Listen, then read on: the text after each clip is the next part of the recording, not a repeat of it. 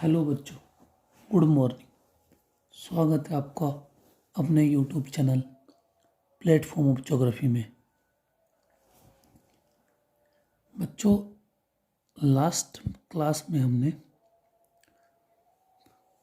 ज्वालामुखी के बारे में जाना। आज हम भूकंप संबंधित जानकारी के बारे में जानेंगे। बच्चे, मैं चाहता हूँ आप छोटे छोटे हिस्सों में सभी क्वेश्चन याद कर लें, समझ लें,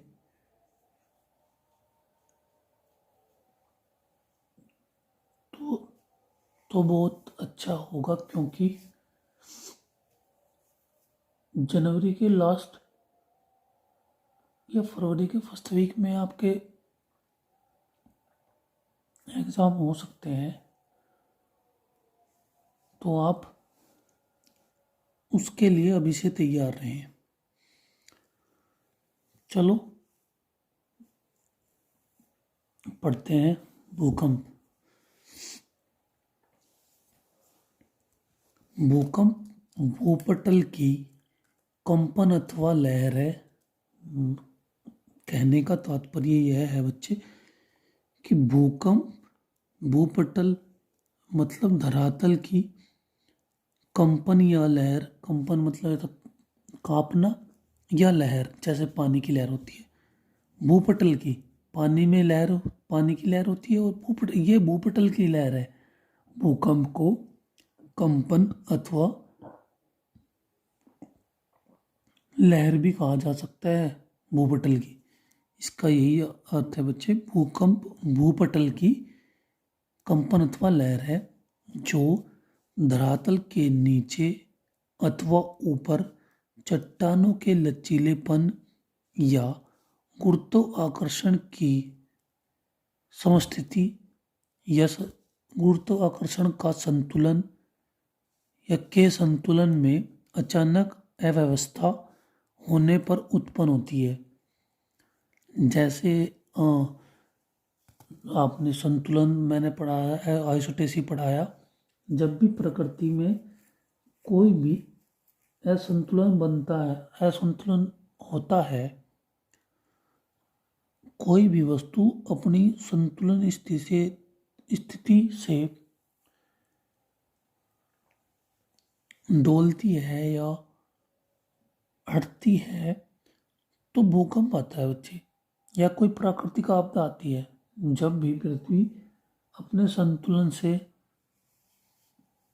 छेड़छाड़ महसूस करती है तो उसे बैलेंस में लाने के लिए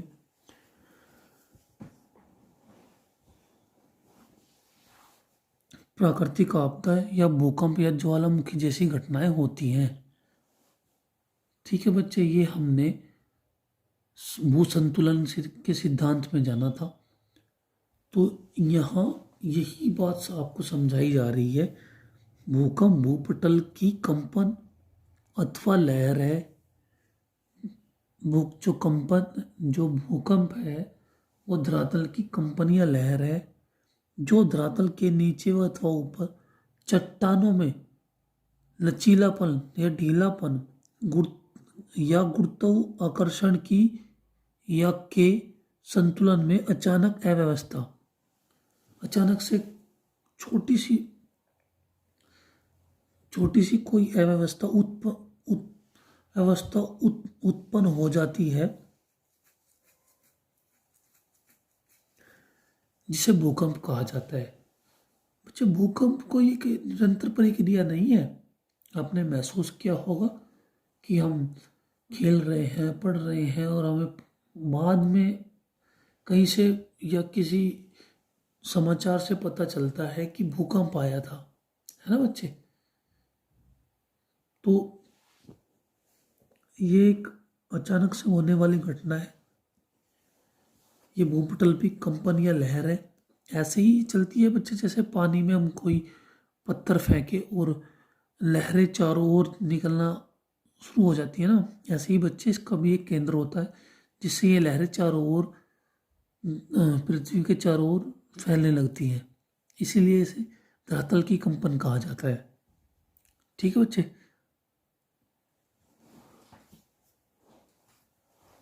आगे चलते हैं।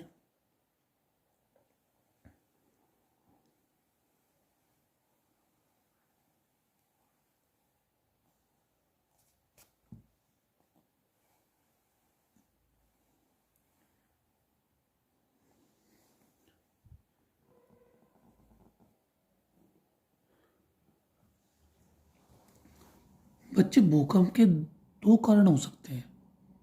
या तो प्राकृतिक तौर पर आया हो या मानवीय तौर पर आया हो। प्राकृतिक तौर पे तो जैसे ही ऐसा पृथ्वी को असंतुलन महसूस हुआ, संतुलन में लाने के लिए प्राकृतिक घटनाएं होती हैं, जैसे प्राकृतिक आपदा आ जाए, ज्वालामुखी विस्फोट हो जाए,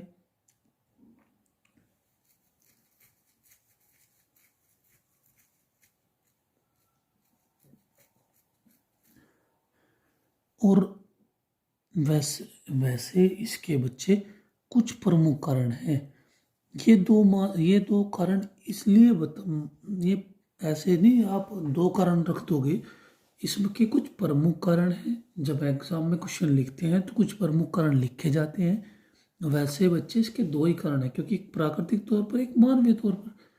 प्राकृतिक तौर पर जो घटनाएं होती हैं जिससे भूकंप आते हैं, और ये मानवीय क्रिया है जिससे हम एटम बम का या कोई भी प्रशिक्षण करते रहते हैं, तो उनके विस्फोट से भी भूकंप आने की संभावना रहती है।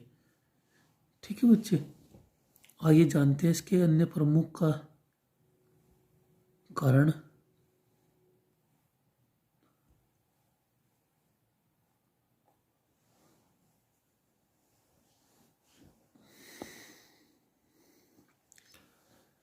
भूकंप के अन्य प्रमुख कारण, ज्वालामुखी क्रिया, ये सभी को पता है। भू संतुलन से संबंधित समायोजन, अभी मैं बता रहा था भू संतुलन। प्लेटों की गतिशीलता, जब मैं आपको क्लास में पढ़ा रहा था मैंने बताया था कि इंडियन प्लेट यूरेशिया प्लेट को टक्कर मार रही है, भूकंप आने की संभावना है।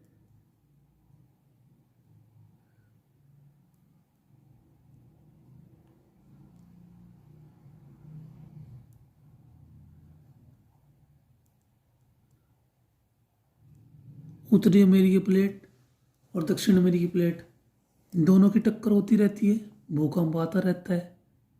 ठीक है बच्चे, तो जहाँ जहाँ भी प्लेटें गतिशीलता के साथ हैं वहाँ भूकंप आने की संभावना है। ठीक है बच्चे, वलन या भ्रंश दोनों संकुचन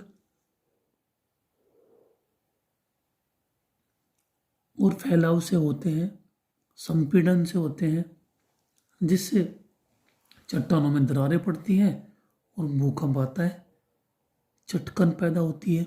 वलन और भ्रंश से अभिनति और अपनति जैसी आकृतियाँ बनती हैं। ठीक है बच्चे, तो भूकंप आते हैं। भूपटल या क्रस्ट का संकुचन, आप किसी पेपर को जैसे ही फोल्ड करोगे तो वो थोड़ा थोड़ा थोड़ा आवाज करेगा कट कट से। ऐसे ही भूपटल जब संकुचित होता है या धरातल सिकुड़ता है तो बच्चे दरारें पड़ती हैं या धरातल टूटता है तो भूकंप आने की संभावना होती है। पृथ्वी का अपने अक्ष पर घूर्णन, इससे भी भूकंप आते हैं। और बच्चे मानवीय तौर पर अणुबमों का प्रशिक्षण या विस्फोट जो मानव करता है उससे भी भूकंप आते हैं। ठीक है बच्चे,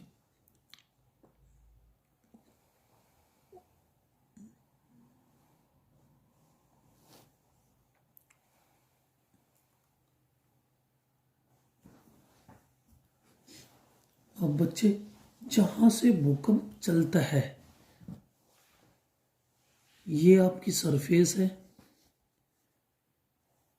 और ये आपका मूल केंद्र है जहां पर भूकंप आया। और यहां से जो वेव्स चलेंगी वो धरातल के चारों ओर दौड़ेंगी बच्चे, ठीक है। और सबसे पहले जो महसूस किया गया वो यहाँ पर महसूस किया गया, जिसे भूकंप का केंद्र कहा गया, ठीक है बच्चे। फिर से देखिए, भूकंप का मूल होता है, मूल जहाँ से भूकंप शुरू होता है,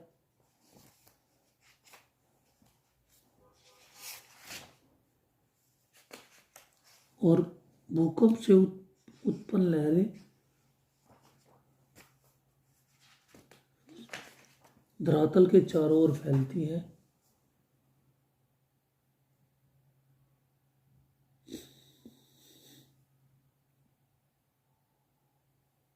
ठीक है बच्चे। और जहाँ सबसे पहले महसूस किया जाता है उसे भूकंप केंद्र कहा जाता है। यह आपकी सरफेस है। ये मैंने आपको बताया कि आप जैसे पानी में पत्थर फेंकते हो तो चारों ओर घूमती है, ये भी बच्चे ऐसे ही चारों ओर घूम रही है। ये मैंने आपको आधा ही दर्शाया था। ये बच्चे ऐसे ऐसे दौड़ रही है, ठीक है बच्चे। आगे हम लहरों के बारे में जानेंगे।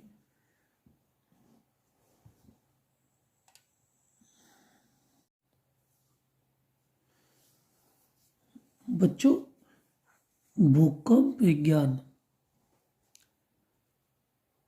या इसे कहा जा सकता है विज्ञान की वह शाखा जिसमें भूकंप विज्ञान का अध्ययन किया जाता है। भूकंप विज्ञान या सिस्मोलॉजी कहलाता है, ठीक है बच्चे। ये मात्र इतना आपको देखने को मिलता है। भूकंप विज्ञान की वह शाखा जिसमें भूकंप का अध्ययन किया जाता है तो भूकंप विज्ञान या सिस्मोलॉजी कहलाता है, ठीक है बच्चे। वहीं भूकंपीय तरंगों को मापने वाला यंत्र जिसे भूकंप मापी या सिस्मोग्राफ कहा जाता है।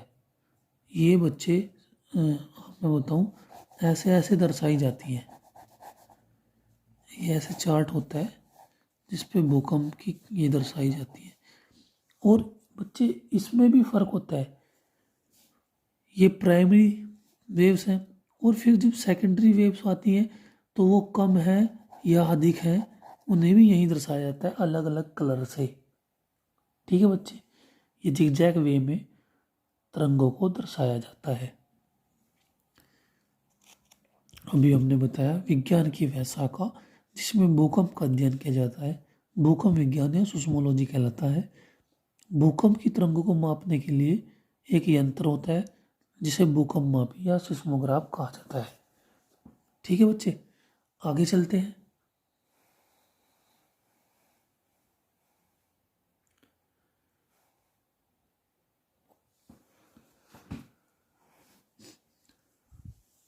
भूकंप का जो मूल होता है, अभी जो हमने दिखाया था आपको, जहाँ से भूकंप,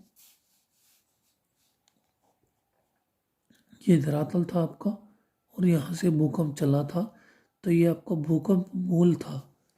भूकंप मूल केंद्र से विमुक्त ऊर्जा, जो वहाँ से ऊर्जा या वेव्स निकलती है उसे प्रत्यास्थ ऊर्जा कहा जाता है, ठीक है बच्चे। और भूकंप की लहरें जो प्रमुख 3 तरह की होती हैं, जिसमें पी, एस और एल। पी से मतलब प्राथमिक तरंगे, एस से मतलब द्वितीय तरंगे और एल से मतलब धरातलीय या लॉन्ग वेव बोला जाता है। अब मैं आपको इन तीनों के बारे में और अधिक बताऊंगा बच्चे, और फिर हम जानेंगे विश्व में भूकंप का वितरण। ये क्वेश्चन आपका यहीं पर समाप्त होता है। यदि आप इसे थोड़ा सा विस्तृत लिखोगे तो आपका एग्ज़ाम अच्छा जाएगा। और ये जो मैंने अभी कंटेंट बनाया था, इसमें जो मुख्य मुख्य चीज़ें हैं वो आपसे पूछी जाती हैं। वनडे एग्ज़ाम में आपको कुछ चीज़ें देगा, कारण देगा, उसमें से पूछेगा कौन सा कारण भूकंप का नहीं है। या फिर वनडे एग्ज़ाम में क्या पूछेगा कि किस विज्ञान के अंतर्गत भूकंप का अध्ययन किया जाता है, या भूकंप की तरंगों को किसके द्वारा मापा जाता है। ये वनडे एग्ज़ाम के सबसे अच्छे क्वेश्चन है ज्योग्राफी से। और अभी जो मूल केंद्र से विमुक्त ऊर्जा को क्या कहा जाता है, ये क्वेश्चन बच्चे वनडे एग्ज़ाम के हैं जो और सभी एग्ज़ामों में पूछे जाते हैं। और मोस्ट इम्पोर्टेंट ये प्रत्यास्थ ऊर्जा और तीनों तरंगे, इन्हीं से क्वेश्चन सबसे अधिक पूछे जाते हैं। आइए तरंगों के बारे में जानते हैं।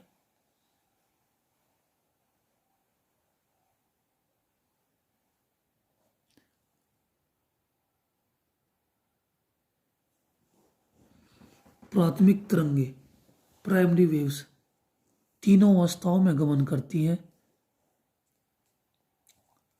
ठोस, द्रव, गैस, तीनों अवस्थाओं में चलती हैं।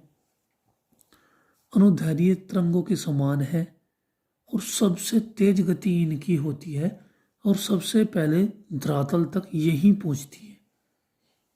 ठीक है बच्चे। इनके बाद जब प्राइमरी वेव्स निकल जाती हैं, द्वितीय सिस्मोग्राफ पर देखा जाता है कि क्या भूकंप दोबारा फिर आएगा, सेकेंडरी वेव्स आएंगी। तो जो द्वितीय वेव्स होती हैं, तरंगे होती हैं, वो प्राथमिक तरंग के बाद आती हैं, जो जल तरंग या प्रकाश तरंग के समान होती है। प्रकाश फोटोन में चलता है ना, प्रकाश की वेव्स के समान होती है। ठीक है बच्चे। और ये तरल अवस्था, जिसे पृथ्वी के भूगर्भ में मानते हैं तरल अवस्था है कोड से पहले, तो ये तरल अवस्था या पानी में नहीं चल सकती। ठीक है बच्चे। पानी या तरल अवस्था में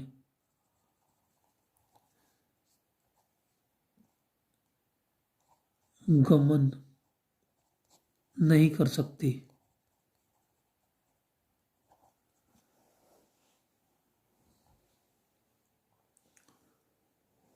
धरातलीय तरंग, सरफेस वेव्स, सबसे अंतिम और सबसे खतरनाक।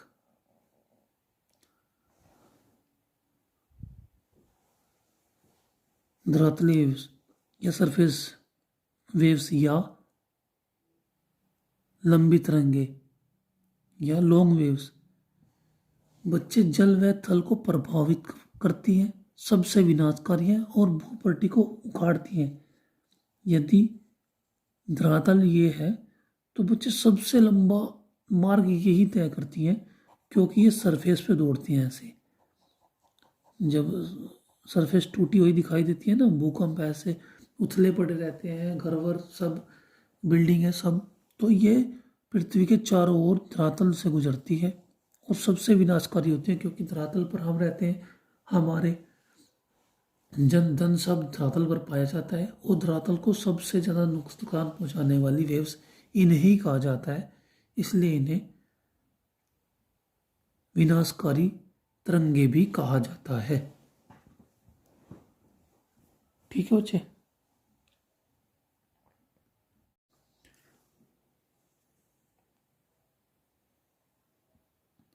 आइए बच्चे जानते हैं भूकंप का विश्व में,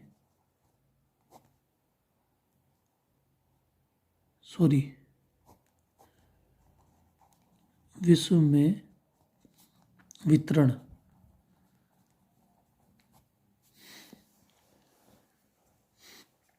तीन तरीके से होता है बच्चे, तीन पेटियों में।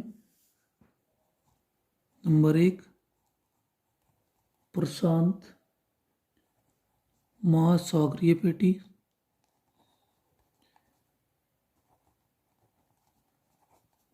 नंबर दो, मध्य महाद्वीपीय पेटी,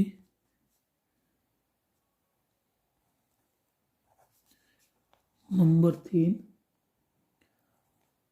मध्य अटलांटिक पेटी।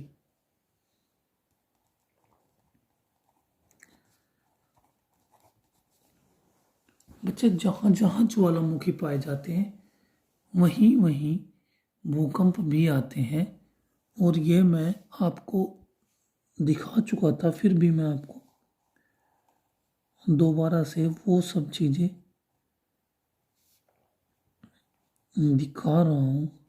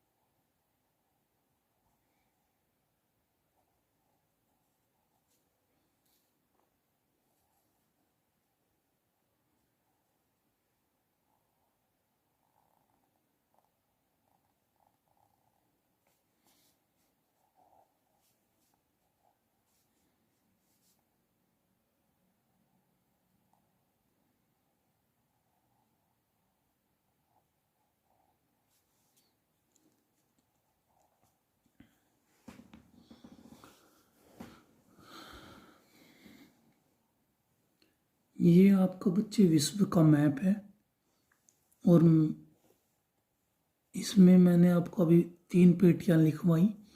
प्रशांत महासागरीय पेटी, मध्य महाद्वीपीय पेटी और मध्य अटलांटिक पेटी। तो बच्चे प्रशांत महासागरीय पेटी और ये प्रशांत महासागरीय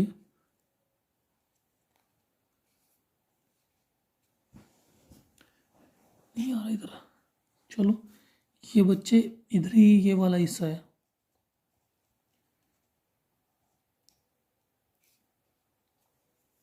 ठीक है बच्चे, और ये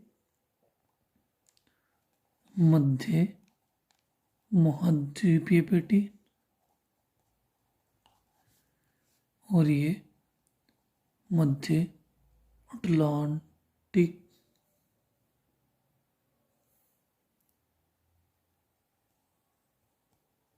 पेटी।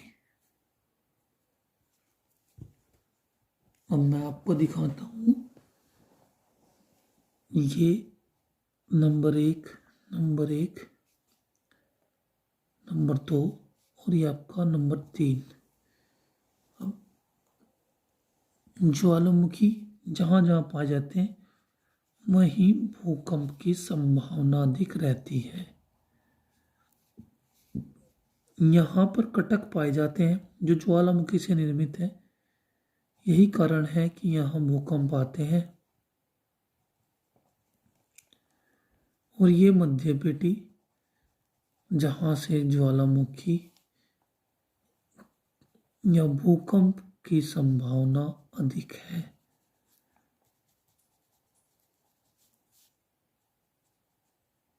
ये प्रशांत महासागर के चारों ओर एक रिंग के समान है। ये ज्वालामुखी रिंग के समान है जिसे रिंग ऑफ फायर के नाम से जाना जाता है, और यहीं पर भूकंप अधिक आते हैं। ठीक है बच्चे, और ये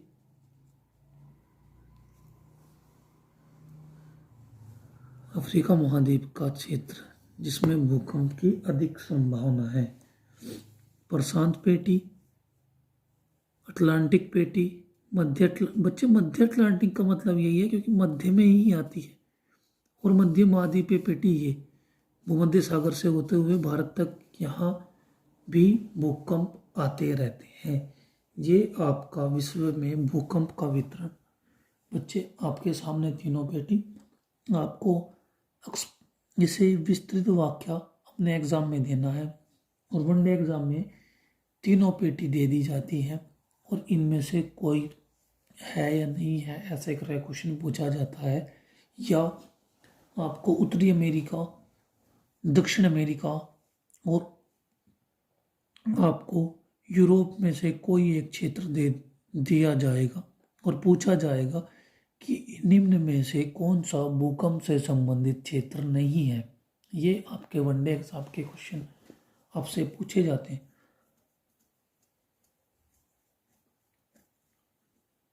आशा करता हूँ आपको क्लास संबंधित सभी चीज़ें समझ आई होगी। बच्चे, यदि आपको अब भी कोई समस्या बाकी रहती है या आप कहीं भी कुछ भी समझ नहीं पाए हो तो आप कमेंट बॉक्स में कमेंट लिख सकते हैं। मैं आपको फिर से दूसरी क्लास से पहले वो जो आपकी समस्या होगी उसे बताऊंगा। ठीक है बच्चे, क्लास में आप बस बात कर सकते हो, बता सकते हो आपकी समस्या क्या है। और बच्चे, इन क्वेश्चंस को अच्छे से प्रिपेयर कर लें, ये आपके आने वाले एग्ज़ाम्स के लिए आपकी अच्छी तैयारी करा देंगे। तो all the best, thank you, best of luck. मिलते हैं नेक्स्ट वीडियो में। हंसते रहें, मुस्कुराते रहें।